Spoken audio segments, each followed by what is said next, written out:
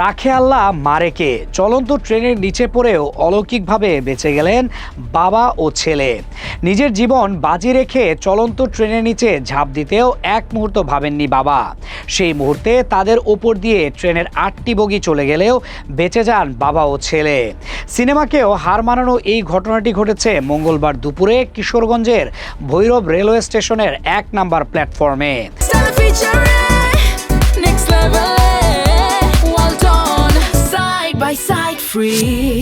ঢাকা যাওয়ার উদ্দেশ্যে 2 বছরের সন্তানকে নিয়ে স্টেশনে অপেক্ষা করছিলেন গ্রাম থেকে আসা এক দম্পতি।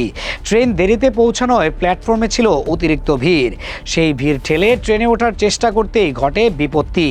হঠাৎ ভারসাম্য হারিয়ে মা ও শিশুটি পড়ে যান ট্রেন ও প্ল্যাটফর্মের মাঝখানের বিপজ্জনক ফাঁকা জায়গায়। মা কোনোভাবে নিজেকে টেনে তুলতে পারলেও হাত ফসকে পড়ে যায় শিশুটি।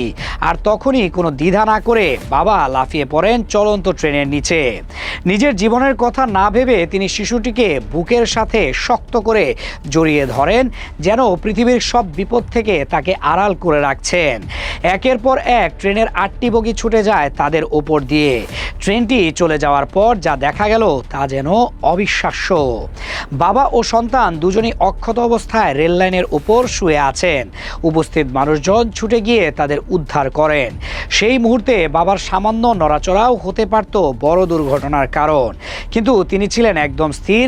নিজের সন্তানকে বাঁচাতে বাবার এই সাহসিকতা যেন মৃত্যুর মুখ থেকে ছিনিয়ে নিয়ে এসেছে 2 বছরের সেই শিশুটিকে। এই ঘটনাকে কেন্দ্র করে আবারও উঠে এসেছে নিরাপত্তা সচেতনতার প্রশ্ন। চলন্ত ট্রেনে উঠানামা করা যে কতটা বিপজ্জনক তা এই ঘটনা স্পষ্ট করে দিয়েছে। নিজের প্রাণের ভয় না করে সন্তানের জন্য মৃত্যুর মুখে ঝাঁপিয়ে পড়া, এমন দৃশ্যই বলে দেয় একজন বাবা কতটা অসীম শক্তির অধিকারী হতে পারেন।